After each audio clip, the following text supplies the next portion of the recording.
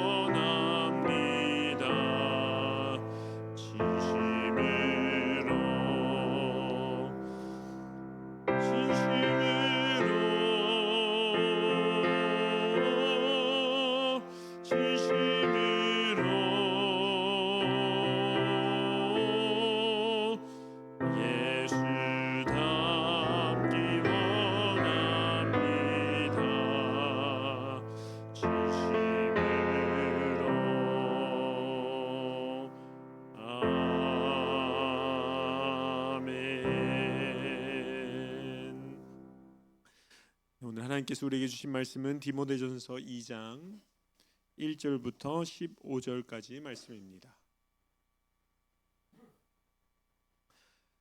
디모데전서 2장 1절부터 15절까지의 말씀 한 절씩 교독하신 후에 마지막 절 합독하도록 하겠습니다.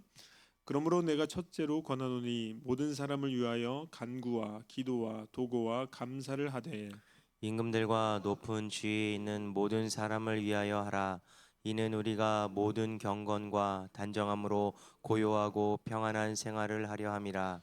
이것이 우리 구주 하나님 앞에 선하고 받으실 만한 것이니 하나님은 모든 사람이 구원을 받으며 진리를 아는 데에 이르기를 원하시느니라.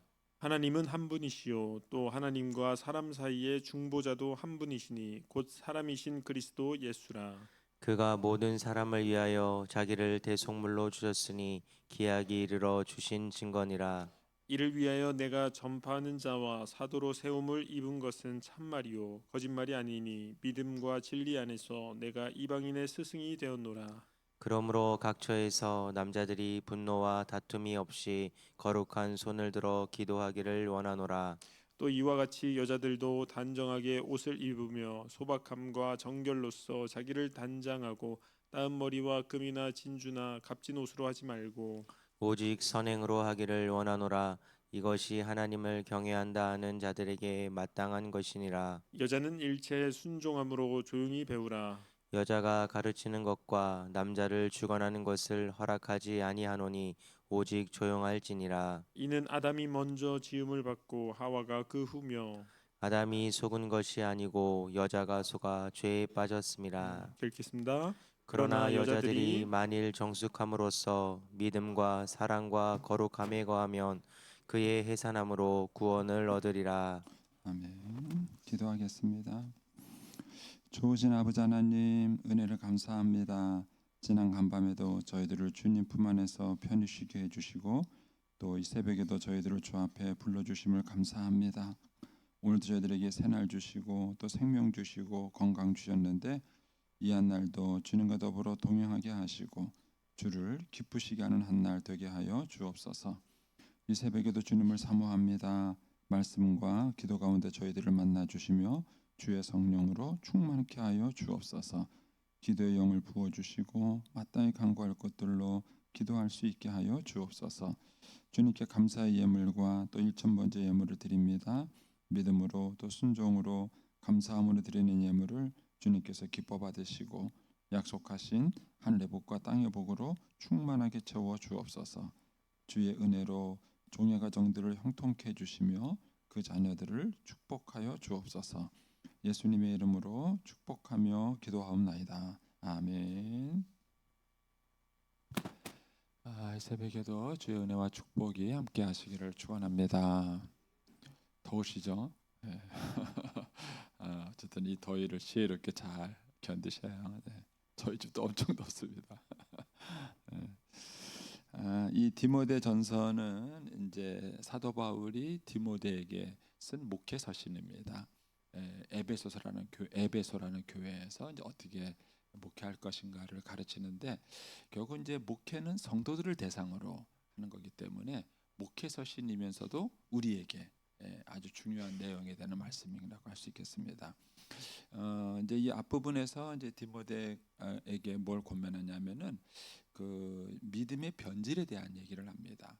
나중에 우리가 사도행전을 보시면서 공부하게 될 텐데 이 에베소 교회는 사도 바울이 3년 동안 목회를 한 지역입니다. 사도 바울은 그 특성상 한 군데서 오래 목회를 하지 않았습니다. 왜냐하면 교회를 개척해서 세워놓고 나면은 또 다른 지역으로 이동하고 또 다른 지역으로 이동했기 때문에 한 군데서 그렇게 오래 목회를 하지 않았습니다. 그런데 에베소에서는 3년을 목회를 했습니다. 그래가지고 에베소 지역에 엄청난 부흥과 변화가 일어나서 심지어는 우상을 숭배하던 사람들이 그 우상을 버린 거예요. 그러니까 우상 숭배를 안 하니까 우상 숭배 계통으로 일해서 먹고 살던 사람들, 우리나라로 말하면은 왜 돌 깎아가지고 뭐 이런 일을 하던 사람들이 돈을 많이 벌었었는데 돈을 못 벌게 되는 것이죠. 이제 그런 것들 때문에 어려움을 겪을 만큼 경제적인 구조에 변화가 일어날 만큼 에베소 교회에 큰 부흥이 있었습니다. 그게 에베소 교회예요.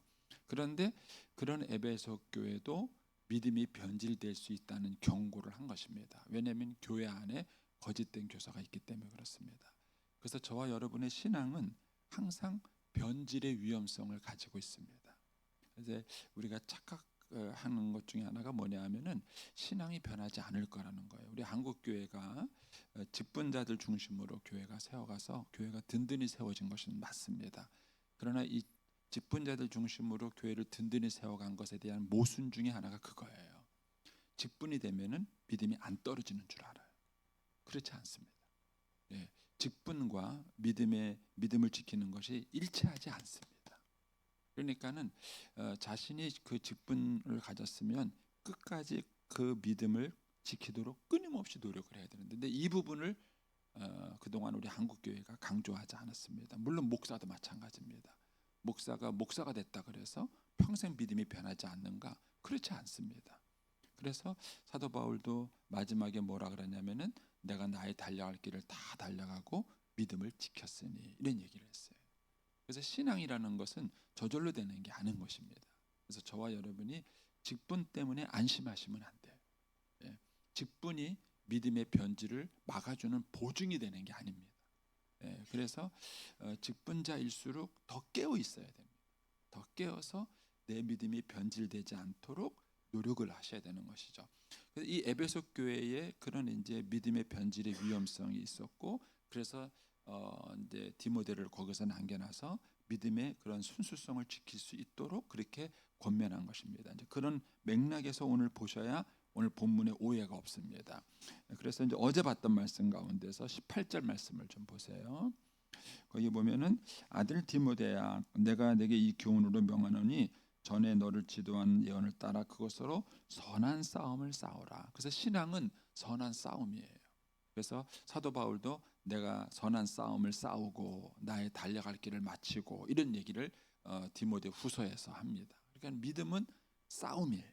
예, 싸움은 끊임없이 우리가 긴장을 해야 되는 것입니다. 그리고 난 다음에 무슨 싸움을 하는 것인가에 대해서 19절에서 이런 얘기를 합니다. 믿음과 착한 양심을 가지라. 어떤 이들은 이 양심을 버렸고 그 믿음에 관하여는 파슴하였느니라. 믿음, 양심 두 가지를 얘기했는데 표현이 다릅니다. 양심은 버렸다라는 표현을 썼어요. 양심은 버렸다. 그러니까 양심을 스스로 버린 거예요. 예, 이런 위험성이 있다는 거고요. 두 번째는 믿음을 파손하였다. 배가 깨진 거에다가 비교를 했습니다. 그래서 믿음이 파손할 수 있어요. 믿음도. 그래서 이거를 하지 않도록 우리가 조심해야 된다는 것이죠. 이 당시에 20절에 보면 후메네오와 알렉산드라는 구체적인 인물이 있었어요. 이 사람들은 양심을 버린 사람이고 믿음에는 파산한 사람입니다. 그리고 이제 오늘 말씀에 그러므로 이렇게 시작하는 거예요. 그래서 오늘 말씀은 이 앞에 부분에서 우리가 믿음의 선한 싸움을 싸우고 양심을 버리지 않고 믿음에 파산하지 않고 하는 그런 구체적인 적용으로 주신 말씀입니다.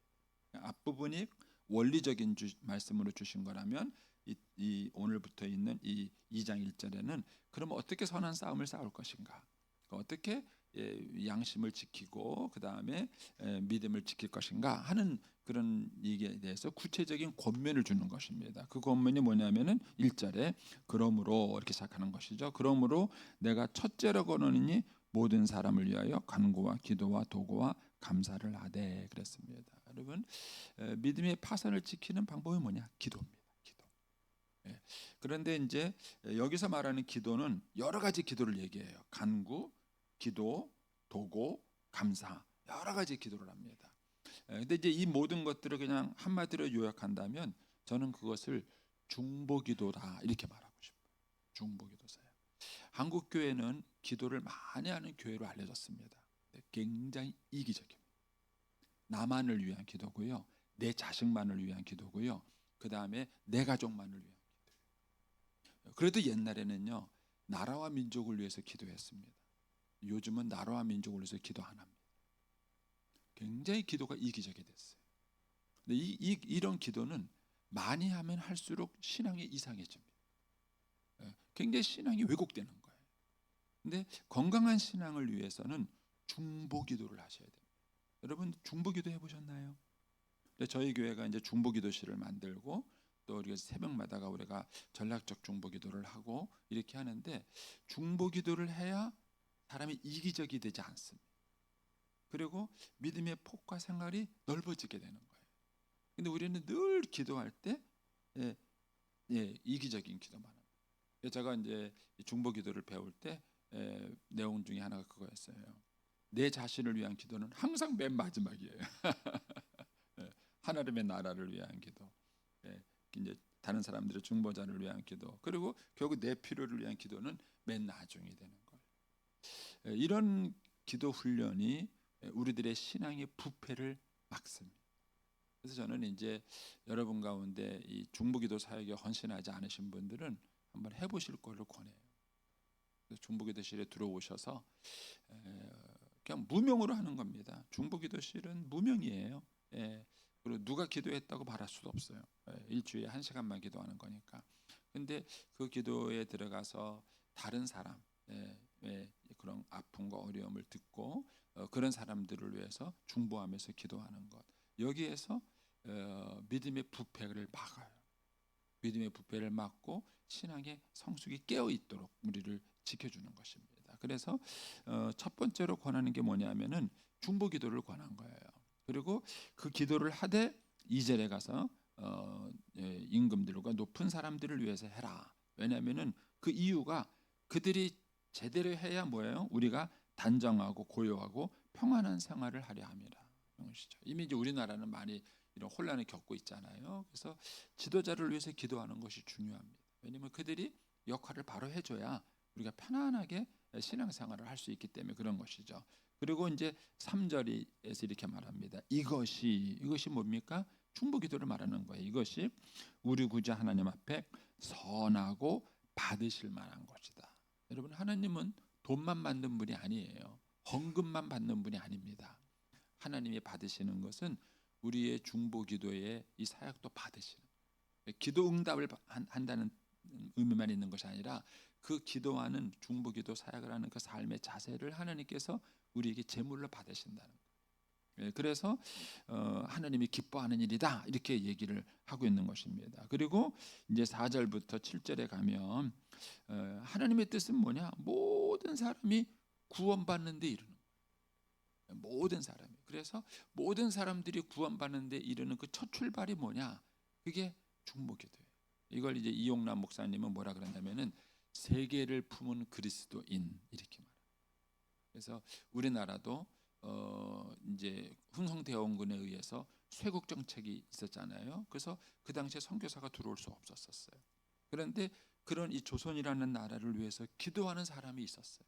우리가 지금 새벽에 중보기도하듯이 그런 나라를 위해서 기도하는 사람들이 있었습니다. 그분들의 입장에서는 흥성대원군이 어쩔 수 없이 개방을 했지만 그 개방을 한 것이 그분들의 입장에서는 기도 응답이에요. 그리고 그 응답의 소식을 언더우드가 들은 겁니다. 언더우드가 듣고는 그 사람은 그 당시에 인도로 선교로 가려고 준비하고 있었어요. 그런데 흥성대원군이 이제 빗장을 열고 외부 사람들이 들어올 수 있도록 허락했다는 그 소식을 듣고는 얘기한 겁니다. 조선이라는 나라에 문이 열렸다. 그동안 아무도 들어갈 수 없었는데 이제는 선교사가 들어갈 수 있다. 거기 가라. 이렇게 얘기를 한 거예요. 아무도 안 가는 거예요. 그래서 언더우드가 인도로 가던 걸 포기하고 우리나라로 온 거예요. 그래서 우리나라에 복음이 전파되고 저와 여러분이 예수 믿게 된 것입니다. 근데 그 출발은 누구냐? 이름도 뭣도 모르는 누군가의 우리 조선을 위해서 기도한 그 중보기도 팀이에요. 그 중보기도 팀들의 기도가 있었고 그것이 우리나라의 선교의 문을 열게 된 것입니다.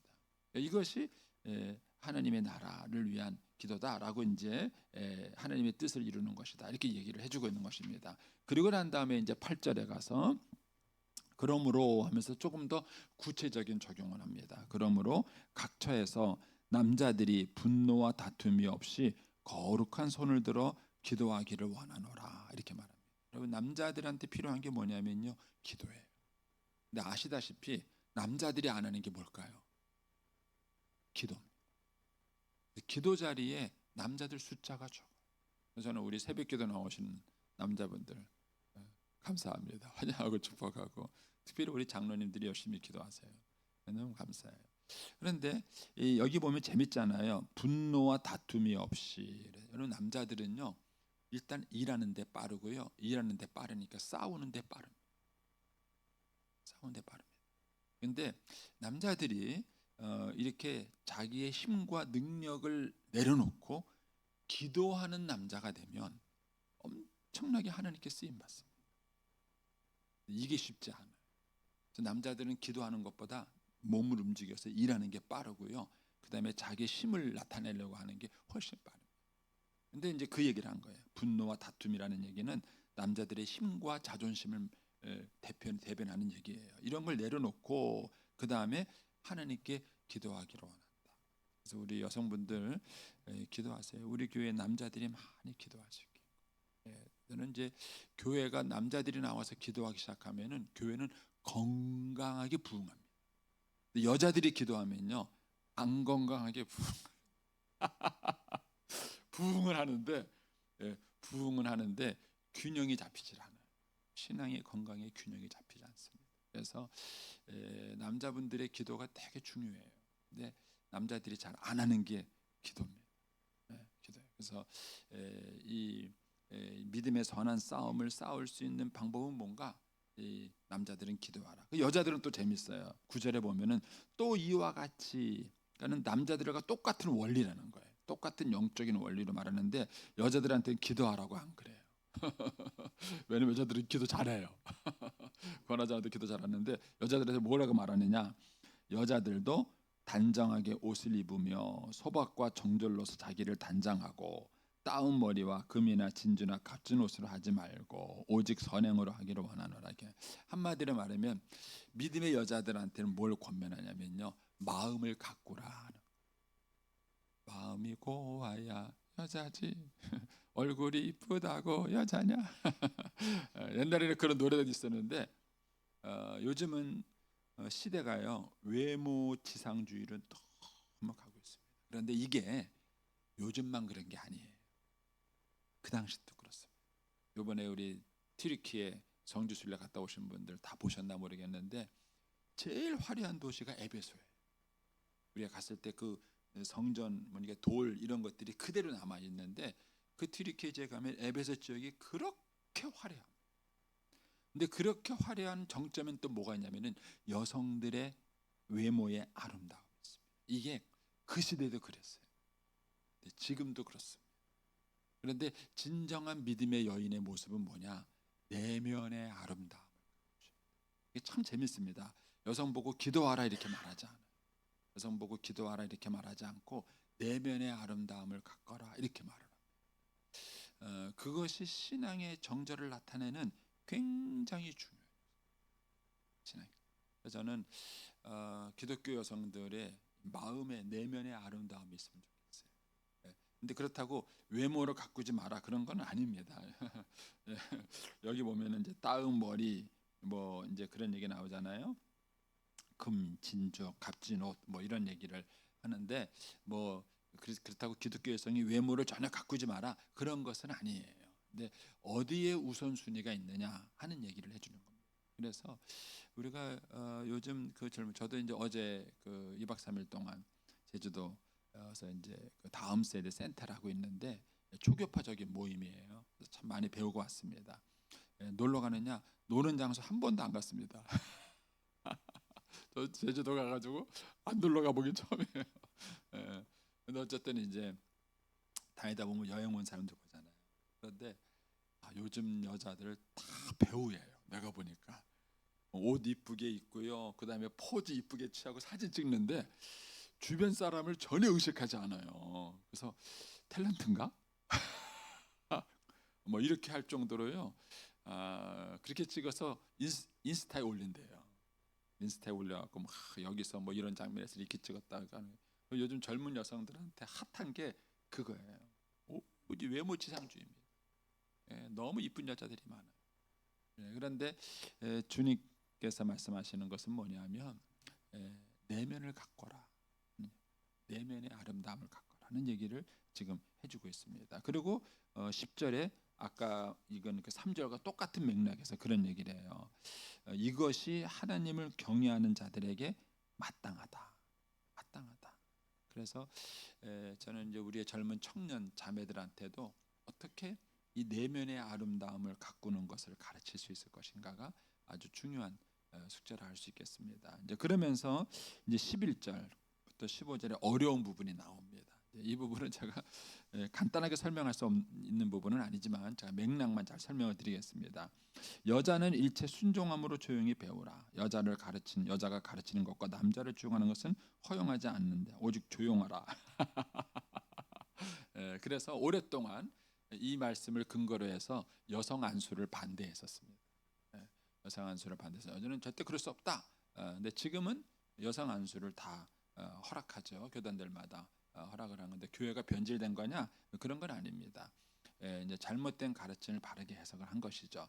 이거를 문자적으로 해석을 한 것이 그 해석하는 그 전통파가 있었습니다.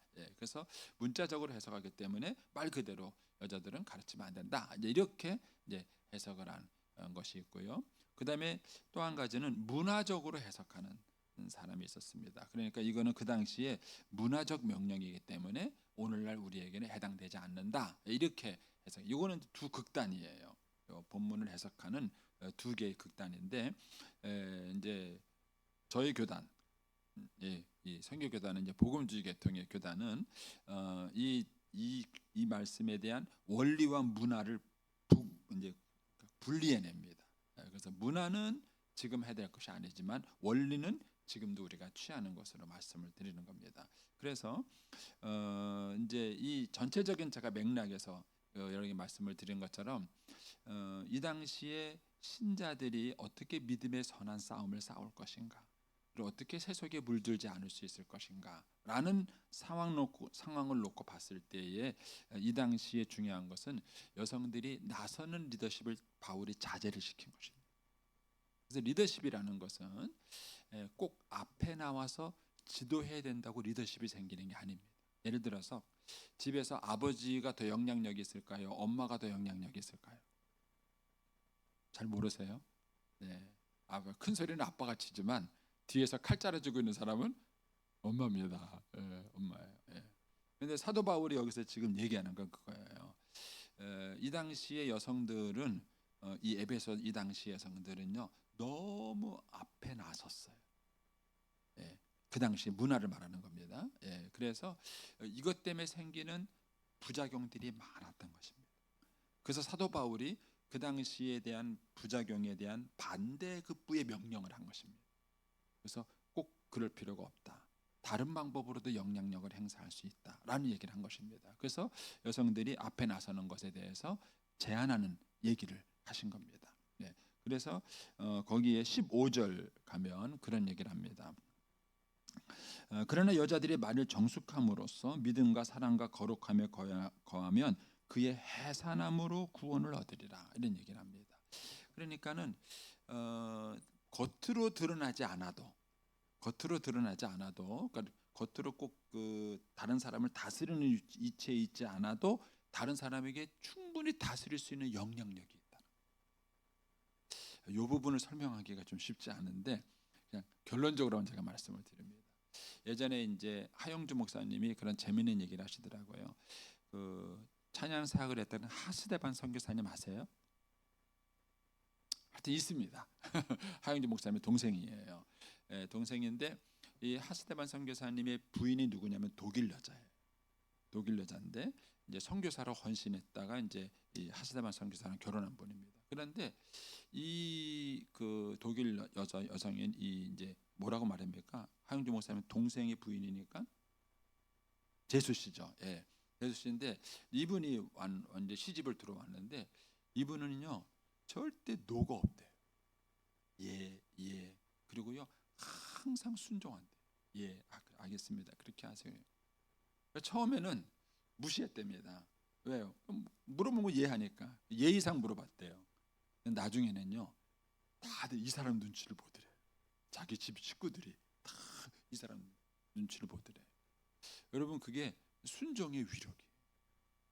여러분 순종하는 사람은 약해 보이지만 결코 약하지 않습니다. 그리고 예하는 것 같지만 만만하지 않습니다. 그래서 진정한 영향력은 뭐냐? 이 이제 바울이 이 당시에 있는 여성들한테 권면하는 거예요.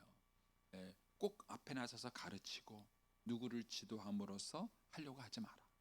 그렇게 하지 않고도 너희가 오히려 뒤에서 순종하고 섬겨줌으로써도 오히려 더 많은 영향력을 미칠 수 있다 하는 얘기가 이 11절에서 15절의 골자입니다. 남녀 차별을 얘기하는 본문이 아니다라는 얘기. 여기까지만 그냥 얘기하겠습니다. 이해는 잘 안 되시죠?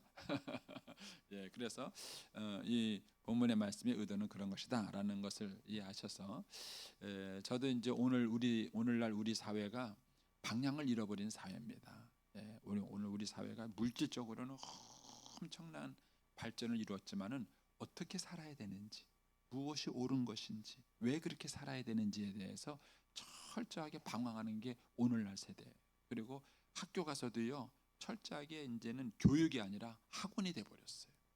교육은 뭡니까? 아이들을 사람답게 키우는 거잖아요. 제가 요번에 이제 제주도 가서도 제주도에서 한 교회에서 하고 있는 대안학교를 갔어요. 근데 그 대안학교에는요, 모든 문제아들만 오는 곳입니다. 다른 학교는 문제아를 싫어해요. 근데 그 학교는 오히려 문제아를 받아줘요. 그런데 학생 수보다 선생 숫자가 많습니다. 신기하죠? 예. 그리고 1대1로 아이를 멘토링합니다. 그러니까 아이가요, 문제 아이가 들어왔다가 중학교 3년, 고등학교 3년 지나고 나면은 달라집니다. 그래서 그 학교의 교육의 목표는 변화와 성숙이. 교육의 목표가 아이들을 변화하고, 그러니까 회복과 성숙이에요. 아이들을 회복시키는 것이다. 그래서 하나님께서 원래 창조한 대로 회복이다. 그러니까는 세상과 다른 교육 방법을 갖고 살아가는 것이죠.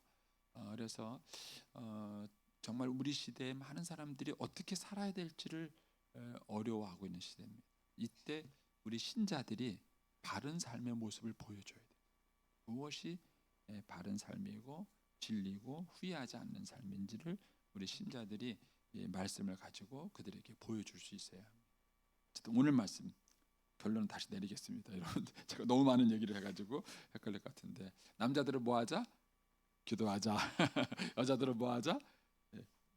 마음을, 내면의 인격을, 그게 영적 성숙이에요. 그게 영적 성숙이다. 이상입니다. 기도하겠습니다.